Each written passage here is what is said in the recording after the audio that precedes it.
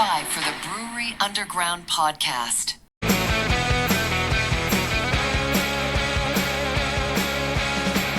In Nashville's harbor wise, craft and brews when leaves the skies.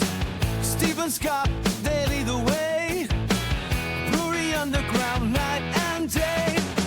Raise your glass, let's ignite. In this city, we unite. Raise your glass, let's ignite. In this city, we unite. Well, and I would have to think you guys probably get. I mean, even though I feel like you're a destination brewery, we came there, so you're a destination brewery. That makes you one. No, You're well, the reason we went. You're the reason it went. Yeah, really. But I would also have to think that you probably get a lot of regulars in there. Like 3 or 4 days a week when you're there, how many days you're there. You probably see some people there almost every week or every other week, and they're going, Oh, totally. what else you got new here? Yeah. Well, a lot of the regulars just order a Dortmunder over and over again. Yeah, and that's okay too. But they're ready for something different, right? At times. Yeah, there are some regulars, I'm sure, who are looking for the new thing. Oh, Yeah. totally. Yeah, the people who come regularly enough. Yeah. Yeah. You The get true Bill that regulars, walks though, in. the true regulars, like, they were mad when Burning River went away. So, sorry, guys. Yeah. Yeah. Yep. You see certain people walk in, you're already pouring their beer because you know exactly what they're going Oh, to have. I mean, the Yeah. bartenders, like, literally, there are some people who, if somebody walks in, well, like Ramon, I think it was Ramon. Yeah, Ramon. He's been retired from us for a number of years, but like he started 3 months or so after the brewery opened, and it was literally like, I mean, obviously early on we only had so many beers we actually brewed, but like I'm pretty sure the entire time he worked at Great Lakes, when he went in, he walked into the tap room for a shift beer, bartender just poured the Dortmunder and put it down because like, there's no need to ask. Mhm. So yeah. You gotta love that too. That's great stuff. I love that. I do. I mean, all the time, guys. I look at the beer board and it's like, Midwest. You know. That's okay. So I'm guilty. Yeah. But I'm 'Cause you got making so many- sure I'm trying the new stuff too. Yeah. Yes, you got to. Well, you're out there selling it, right? You got to be able to talk about it. Yeah, totally. Yep. Mhm. Well, you know, I need to know Midwest, like the crevices of my hand here or something like that. So it's over and over again.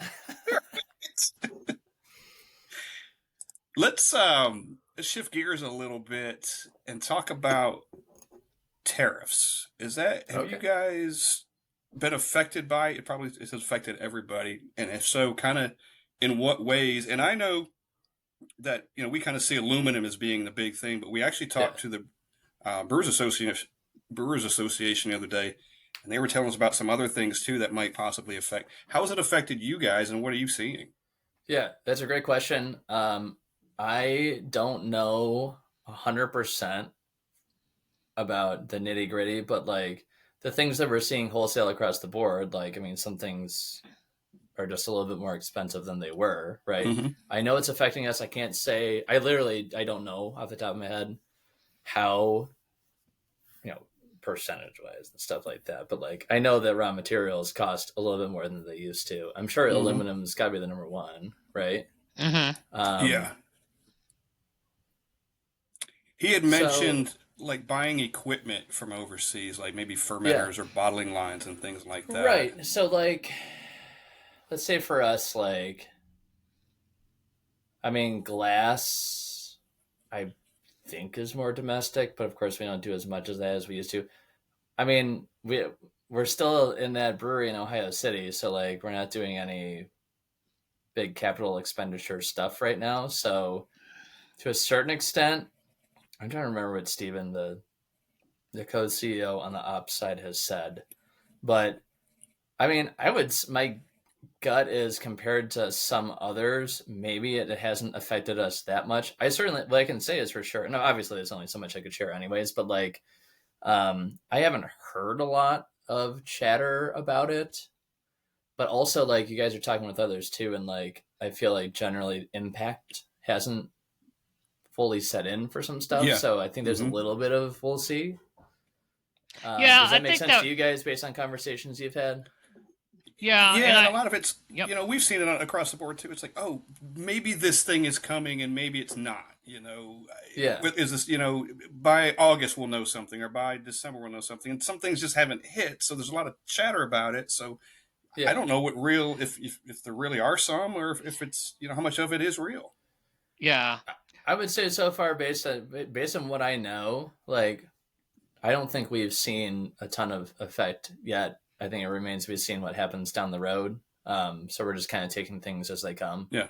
Well, and I recall probably maybe 2 months ago when a lot of this came down. There's a brewery here in Nashville. They have the most locations, Tailgate, and they Yeah, were on the news because they were asking them how did they think this was going to impact them, and I think they were more looking at it from a consumer standpoint, and I think sure, they were sure, sure. trying to figure out was this going to affect the consumer much as far as like raising beer prices and Right. it goes back to the same thing that what you just said. There's a lot of wait and see going on right now. No one really is completely sure of Yeah. what direction it's going to go in. Yep. Yep. Yeah. I mean, things are generally, I think you can say things are generally probably creeping up with regards to cost, but also the other tough thing is, um, there's already been price raising happening. Hmm. So, and there's the perception of economic squeeze on the consumer side. So then, like, Yeah. what do you do, Yeah. right? It's like, Yeah. I don't think people would love seeing the 6-pack go to $11.99 from $10.99. I think that dollar bump happened within the past 5 years because they were $9.99. Yeah. So like, yeah, that's a tricky Hmm. thing because it's like consumer can only take so much, right? Yep. But Yeah. costs are going up, and you see some good things too. Like, I mean, you read about, okay, there's production was happening in X country and now it's moving here. So like, but then, so how do you navigate and juggle the whole thing so it works out the best, right? I think that's the thing for all of us. Yeah.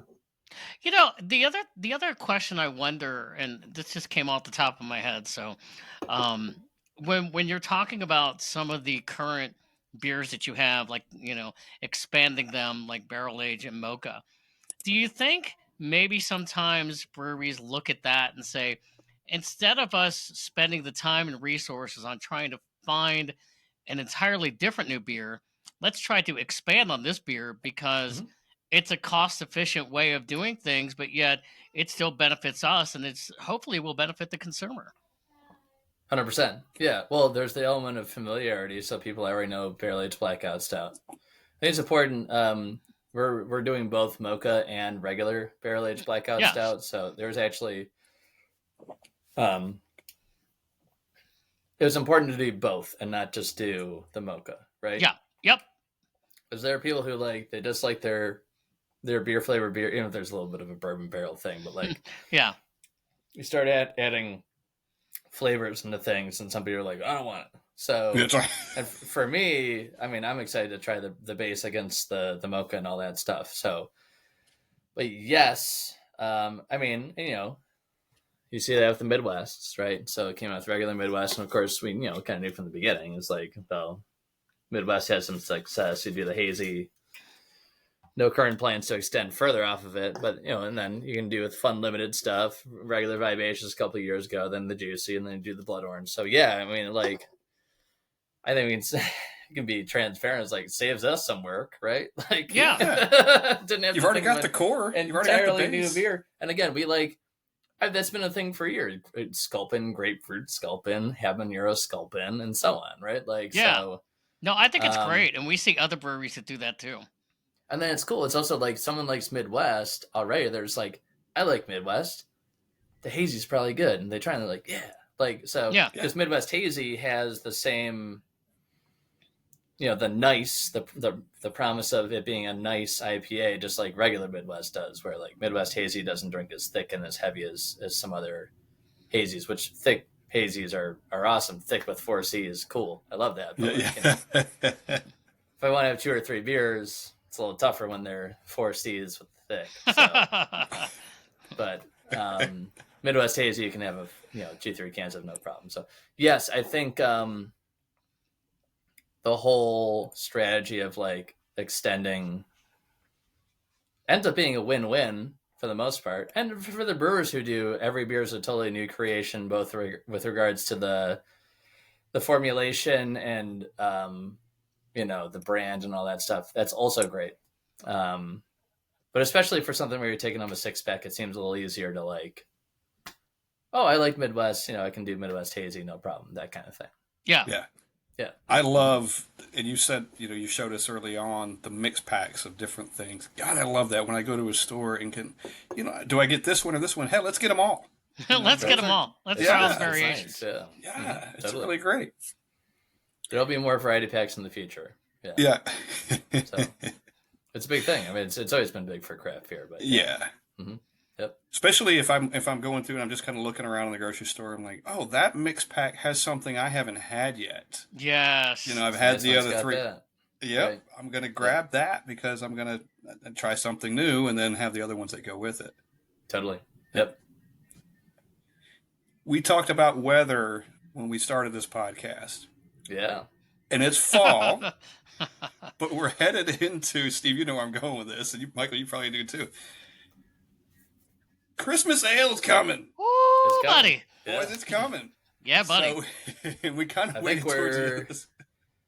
Are we 1 month away? You are right 1 now? month from yesterday, yes. Right. Okay, so the 16th is first pour. Nice. Yes. I have the question before Yes. Scott Yeah. continues. You go right ahead, Steve. Are people already lined up for Christmas ale? 1 month out. And they are lined up in spirit. Yeah, absolutely. Yeah. You But know it'll they got probably it be circled. it'll be like, well, I think, oh my goodness, I think the diehards, the first, like, I don't know, a couple handfuls of people show up at like 6 or 7. They'll be there. It's on my calendar. That's for sure. Yep. Well, it was fun because when we came there and we took a tour and the guy, I think his name was Scott, right? Scott, It was Scott, yeah. Scott Smith. Yep. Yeah, I'm and gonna I asked send him. I this said, podcast link, and he's a great dude. Yep. yeah, I asked him. Shout I out said, to Scott. He gave us a great tour. Scotty. shout out for Scott. Hey, Scott, we appreciated the tour. Awesome tour, by the way. If you're coming to Great Lakes and you haven't had the tour, go get that dang tour. It was fantastic. Mm-hmm. But I asked him, I said, where do people line up? Like, where do they start lining up? He was showing me. It's like Yeah. a visual. Oh, yeah. Like outside, they're all outside. Now, the day we were there, thank God we weren't there for Christmas ale because they had the lake effect rain that day in mid-May. Oh, boy. But Oh man, It was would've been terrible snow. up here. yeah, it would have been terrible. But you got Right. people that are lined up. It doesn't matter if it's cold outside or raining. They're out there yeah. waiting for Christmas ale. Totally. Yep. Yeah, and like that's that's one of the areas where it's cool for me, having been in a number of different public facing roles, including the brew pub. I might have mentioned this to you guys. I'm sure I've mentioned it. My first actual shift in the pub was first pour in What? 2012. It's like, you guys are cruel. Yeah, granted, I happened to be assigned to a section that wasn't very busy because of how the weather went, but it's a grand day. I'm sure we mentioned it last time, but for those who didn't listen to the first podcast, like for us at Great Lakes, Christmas ale, if you're listening to this and you know Great Lakes, you probably know about Christmas ale in some way. And it's a wonderful beer, 7.5% ABV, malty amber ale with honey, cinnamon, ginger. It just channels the spirit of the holidays. But what always blows me away is this whole thing that you guys are talking about is like Thursday. So this year it's Thursday, October 16th.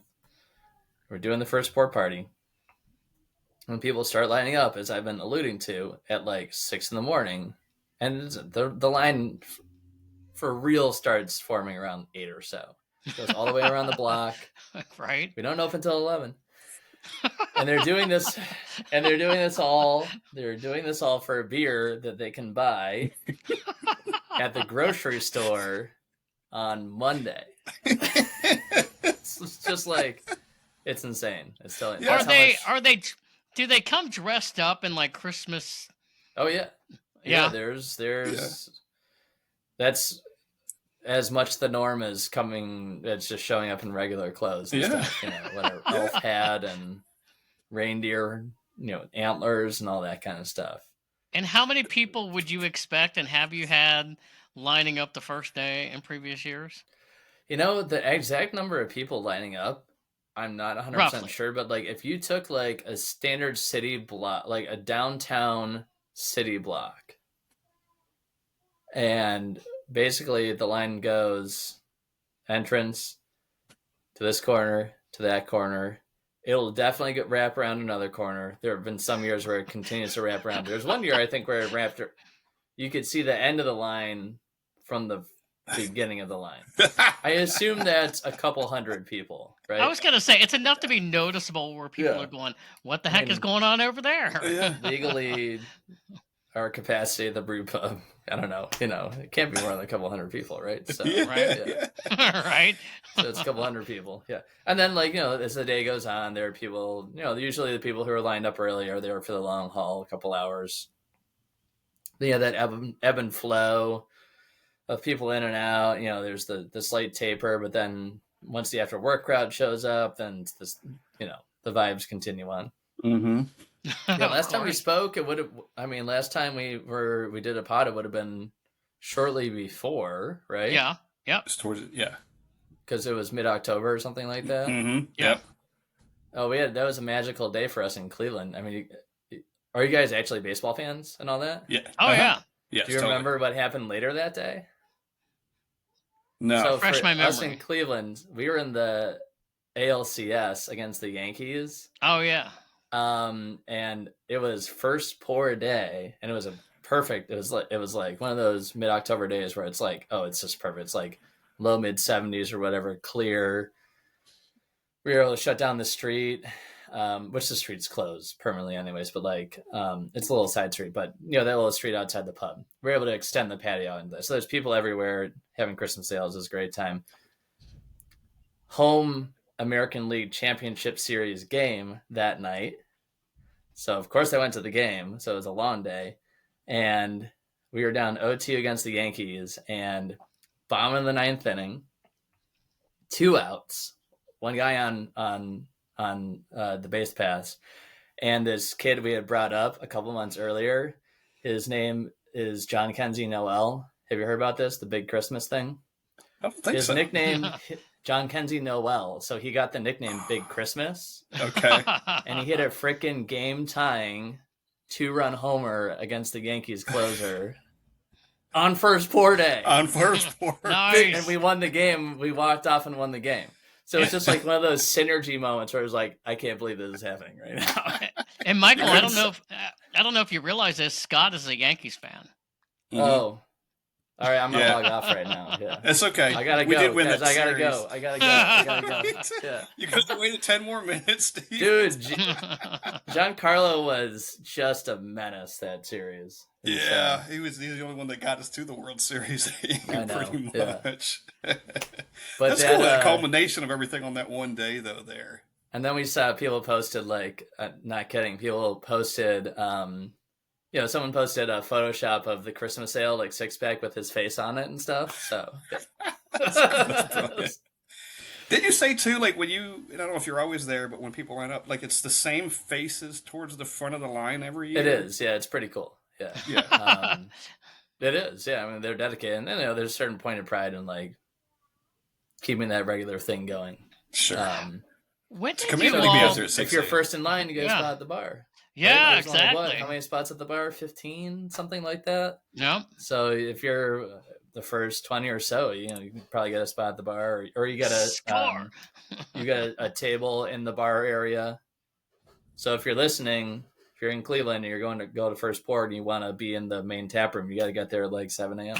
7 a.m. They're Yeah. early. Pack a bag. When did this all become a thing? Like, do you remember the year that it became such a big thing? Well, it precedes my time, but the Christmas sale phenomenon, part of it's cool. I forget how much we talked about last time, but like, it doesn't matter. It bears repeating every time. What's amazing about a Christmas sale is that you can't create that in a boardroom. You know what I mean? You can't make it in a Yeah. lab. You can't cook it up on a spreadsheet or whatever. It's a magical beer. There's something about right place, right time and all that. We're in Cleveland. We love Christmas. We have the Christmas Story House and all that stuff. And then the beer just nails the spirit of the holidays. That spice presentation just like drives home what Christmas means to so many people, you know, in our area especially and beyond. And then for those who grew up here, they, you know, experienced it when they were younger and all that before they moved off or whatever. And then in the markets where they live, where we distribute, that they go for Christmas sale and all that stuff. So like it was an organic thing. I'm told, I think it was around 2010-ish. Okay, so like Christmas sale became this phenomenon, and apparently the way first pour became a thing was like people who went to the brew pub often enough would kind of start asking staff like, hey, do you know when they're gonna tap it and all that stuff? And they're like, Yeah. oh, I think it's gonna be around then and all that. And then I think, you know, like my career, the marketing group at a certain point was like, yeah, we should make this a thing, you know? It's like, Yeah. So it's like, it's just an event waiting to happen. But like, so that's part of what makes First Pour special is obviously like, we like market in a certain way, but like the popularity of the beer and even the popularity of like the tapping of the beer at the brew pub was kind of an organic thing. And just to the scale that it's gotten to, which, roughly 20% of sales for, I can't say for sure in recent years, but like that's the number we kind of rolled with, is like Christmas sale is like 20% of our sales in any given year, which is crazy because the beer is only sold for like 9-10 weeks. Yeah. So you just, again, it's just not possible to sit down in the marketing department room and be like, yes, we're going to do this. I mean, we can try as best as we can. We hope Cold Rush blows up and like everyone in Cleveland and, you know, Northern Ohio or whatever is drinking Cold Rush. But sometimes it takes a little bit of magic and stuff like that to actually make that happen. Yeah. So Yeah, a lot of times that's the best things that come out of it. When you realize organically this has become a thing, so let's capitalize on it right, and make it an annual event, and now you have. right, yep. You said So, the yeah. word, Steve, event. Like, you know, and with the ups and downs of craft beer the last 4 or 5 years, just in general, it's great to see people getting in line for something. Oh, it Yes. is. That is Absolutely, yeah. amazing. It definitely gives us, you know, I'm not being doom and gloom about everything, but like, you know, to still see that year after year after year, that's a consistent staple, you know. Yeah. It's pretty much always a record setting, certainly for the year, and at times overall record setting day for the pub and all that. But yeah, that stuff's going full swing. I mean, we announced that last week, right? I think 1 week ago. Yep. So we got the whole, you know, if you're listening in your Northeast Ohio, you got till the end of September to like enter the First Pour VIP thing. Yeah, you guys can enter the First Pour VIP thing. You never know. Yeah. Well, I was You've already thinking entered, right? Yeah. we were in last year. Right. We were a year ahead. no, it's cool just to think there are people right now that have it on their calendars and have gotten with a group of 100%. friends going, Yeah. you know what? We're showing up. We're taking up. They're taking off work that day. Probably They are Taking taking off. They are taking off work Right. that day or taking off school that day to stand in line to get that Christmas ale because they want to be the first ones. I mean, how many And they're taking breweries Friday off too. do you know? Okay, I'm putting you on the spot. You may not know. It's okay if you don't know. Do you know of anything like this that goes on at any other breweries across the country? Anything similar? Not a Christmas ale, but There's maybe a some. release of some sort. Yeah. Well, I think Pliny the Younger probably has that, right? Yeah. On, Russian River, right? Yep. My understanding, and I would love to get out there I've had a taste of Younger before, but like to go out there and experience the day, right? Sounds pretty cool. That's the immediate thing that comes to mind. Like my understanding is that there's actual lining up like outside their tap room. Yeah. At Russian River for that one. But it's I think it's a pretty, especially today, like late 2010s, you know, release parties were all the rage, you know, and that's just waned, and COVID knocked some of that off the tracks. But we're blessed to have so much wonderful craft beer all the time now that like the special release only goes so far these days. So that's part of what makes Christmas Ale a little bit of a unicorn. younger. There've got to be some others, but it's not nearly as much as there used to be, right? Right. I mean, Yep. do you guys see that in Nashville? Not in Nashville, but Knoxville does it. So Zool Beer Company, when they Yeah. release their PBJ mixtape, when they do like a new release, they just did Yeah. a Marmalade or there's some 2 hours. People are standing out in line for 2 hours because it's release day or something. Beautiful. So that's one of those. Someone on staff mentioned them recently. So like that actually even noticed it up here. So Yeah. Oh, cool. Yep. Yeah, they do amazing stuff with that PB&J. I know the recipe is the same, right? Of Christmas ale year after year. It's the More or same less. recipe, right? Mhm. Yeah. And there are probably variants that make it. Do you get people, though, that say it's not better, it's different year over year? Do you get people that say that even though you make it the same way and maybe the same time, but do you get people that say, hey, this year was better than last year or vice versa? Or that Of course. they pick up differences? They do. Yep. So the big things we get are the flavor drift thing, which that's the classic. Haven't had the beer for 10 months. Do you actually 100% remember? I may have mentioned it to you guys last time, but also like I like, and actually this past, well, it would have been really after we spoke last time, but like I found myself this last Christmas ale season drinking a lot more of it than I had in the past, which we got the little girly I can actually hear on the other side bedtime right now. So I think Christmas hit a little bit harder this past year, so I was enjoying Christmas ale and all the nostalgia that comes with it. But like generally speaking, the Christmas ale fans drink a lot more Christmas ale than I do. So like there are times where I want to be like, hey, you drink the beer more than me. I'm just an advanced cicerone. What do I know? What do I know? I haven't had any training or anything. Yeah, What but do I there are people who seriously they drink it all the time, and like, and there are people who you can put you got a Bud Light drinker and you put down the Miller Lite, and they're like, nope, they know, right? So like, Mhm. Right. if there's ever any flavor drift, and there's a regular Christmas ale drinker, then like I would totally trust them. So. And with the raw materials, the natural ingredients that go into the beer, especially the honey and 600 plus pounds of honey, like there's going to be a little bit of flavor variation. It's always within a certain specification that we set for ourselves, but like there's going to be a very minor amount of flavor drift.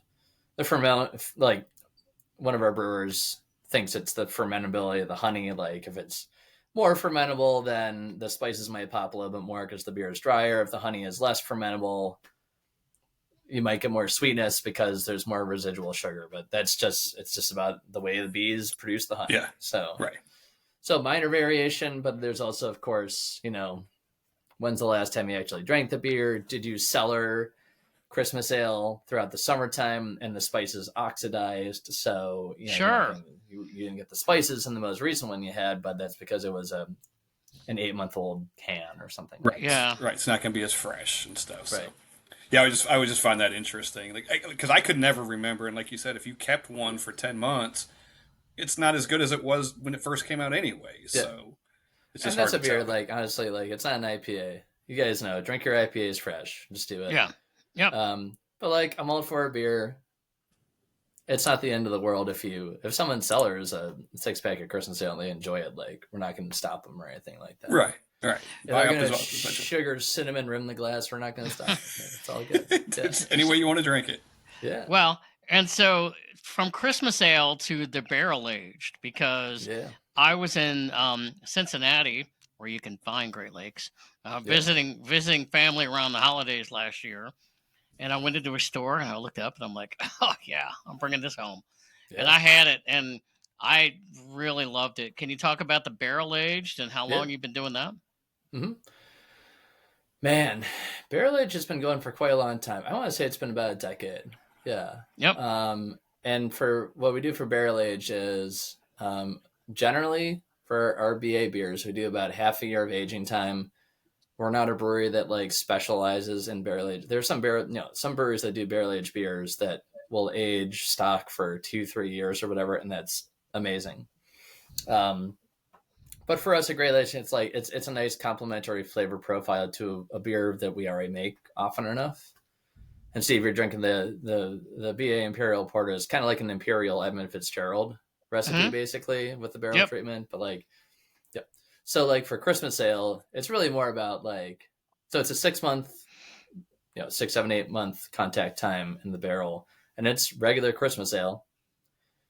So we do brew kind of like actually right after the regular Christmas ale brewing season ends.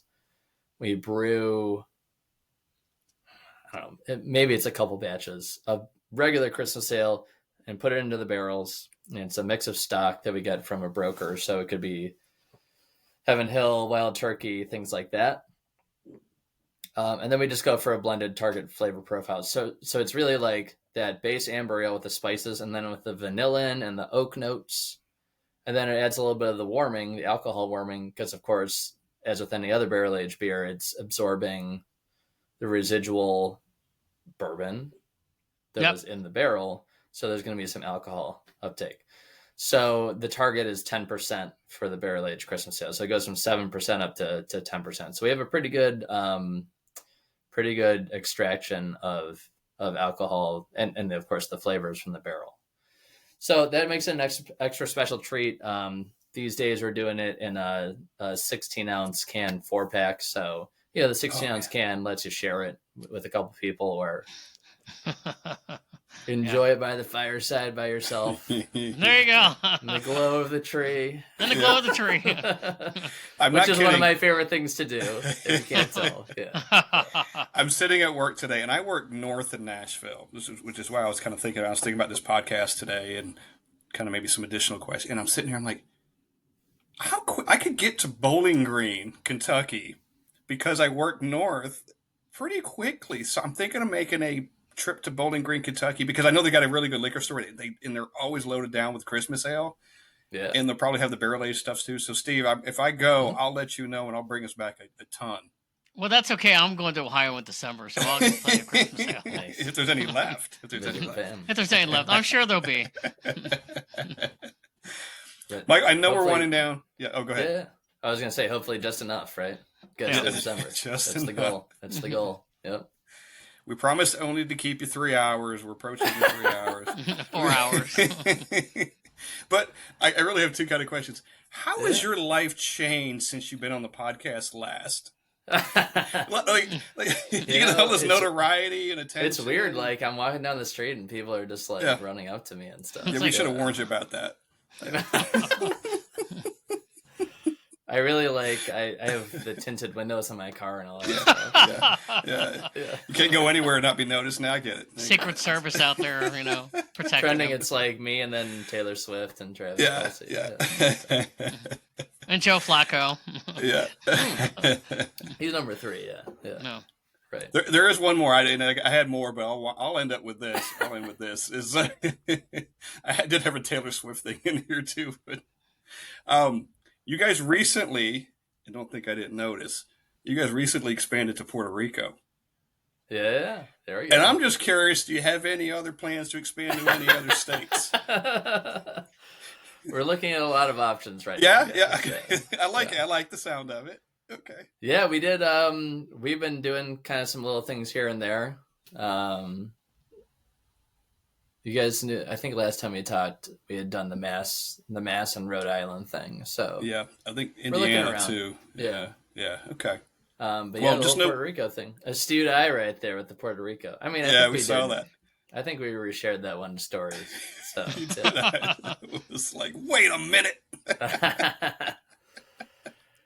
Yeah. No, you know what? Great.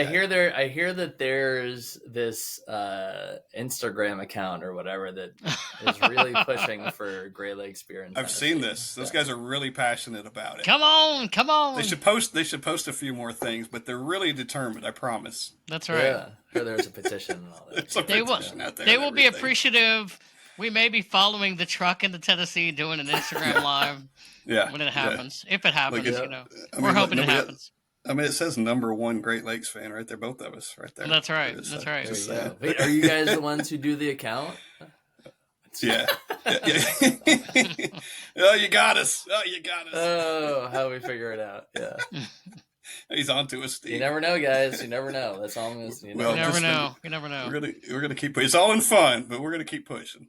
Keep pushing. just just know the desire, the want is there. I want to make Just you guys know happy. Yeah. We appreciate that. Yeah. we want. We would really appreciate that.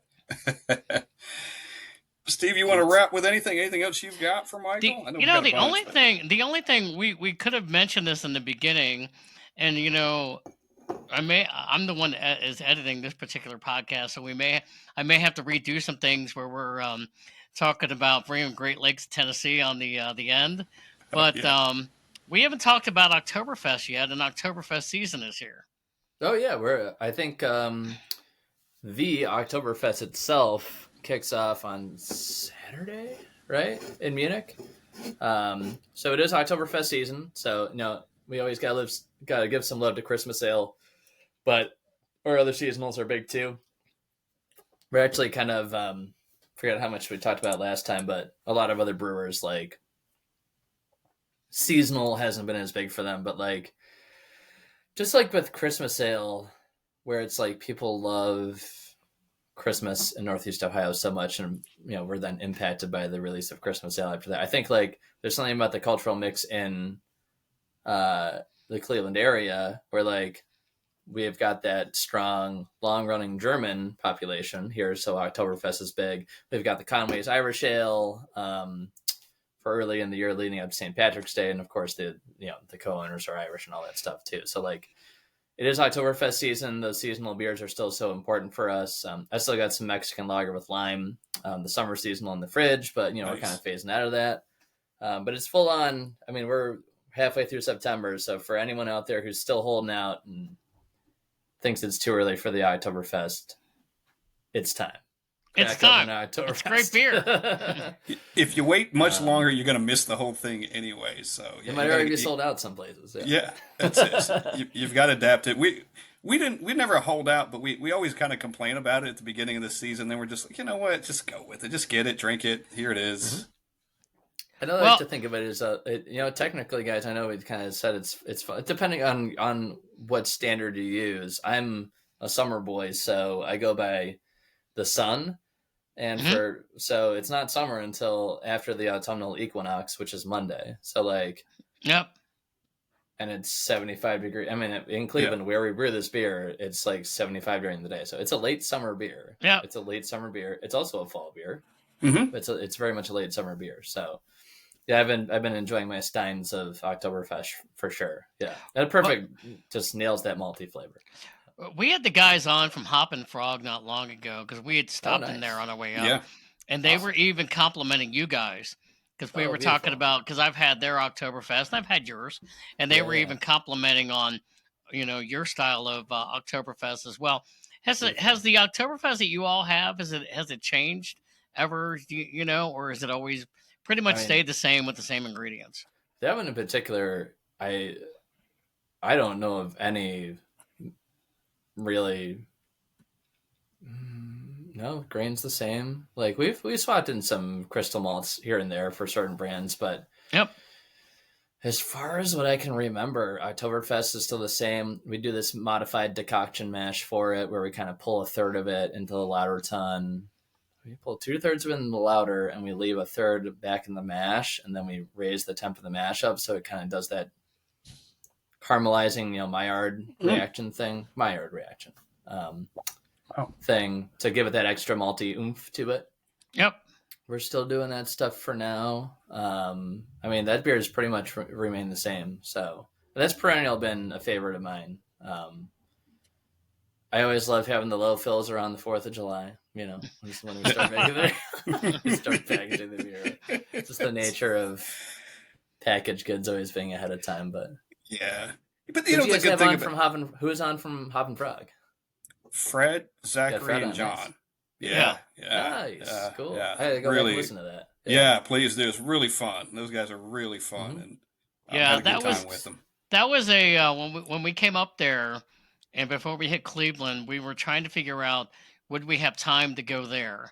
And we stopped in there for like an hour and a half, and we had a lot of fun. Thank God we did. That was a lot of fun. It was a great time. Oh, they had some cool, I mean, all the Boris and stuff like that, Yeah. Yep. We learned a lot from that too. Just kind of how they did things and kind of their base that turbo shandy is a base for a lot of things, and we learned a lot from that. It was we enjoyed that one a lot. Very cool. Yeah. Yeah. Michael, anything you want to summarize or wrap up, or anything we didn't get to that you'd like to touch on? Oh, guys, I think we hit everything. This is it's a pretty well-oiled machine. So, Yeah. There you go. Yeah, at this point, Yeah, we do this in our sleep, can't we? yeah. I mean, we hit all the salient topics. Like, we still got the focus on tradition, but like the new stuff. I'm glad we talked about Cold Rush, Midwest Hazy a little bit. Didn't get a ton into. Did we talk about hazy last time? Yes. We might. Very Yeah, we briefly. talked Did about we? it. Well, you Okay. talked about it. You talked about it was going to be rolled out. Yeah. soon. So Yep. same approach, but as Midwest, but just in hazy form. So, guys, I think we pretty much we covered things. There's always going to be more to talk about in the future too. Yep. I'm gonna put you on the spot real quick for Oktoberfest. On your website, it talks about the best food pairing for Yeah. Oktoberfest. Do you know what it is? We used to say wiener dog races on it, but we switched that one out. Yeah, we used to have a cheeky pairing in there: roast pork loin, potato pancakes, and something else. Yeah, right. Spicy mustard. You got it, Spicy man. mustards, there we go. Yeah. Looked All at right. that website a bajillion times. I love it. I love the food pairing, conversation. I think it's really funny. That's fun. Really We cool. try to Yeah. weave in too. Like, Oktoberfest is easy, but like Midwest IPA, we're like pierogi, corn, because it's the Midwest. Yep. There's some seriousness and there's a little bit of cheekiness in there too, I love it. because it's all fun. It's all fun. It's all craft beer, right? It's all supposed to be fun. Indeed. Well, Michael, we've got stuff that we'll save till next time, and then we'll add to that for next time you come on. Hopefully, Perfect. You'll join us again. Well, that's why I told you guys we're only doing 90 minutes and not 3 hours. Right? That's right. So we have more to talk about next time. That's Yep. right. Until next time, Michael Williams, a Great Lakes Brewery. We appreciate it, man. Leave them wanting Thing. more. I'm gonna hold up the cans, the big three. Yes. Oh, that's terrible. Let's try that again. Great beer, by the way. Great beer. Beautiful. Thank you. Cheers, guys. Yeah. I'm out Cheers. of beer, but I got the glasses. Cheers, Michael. Thanks for joining us, man. Thanks, guys. It's always a Cheers. pleasure.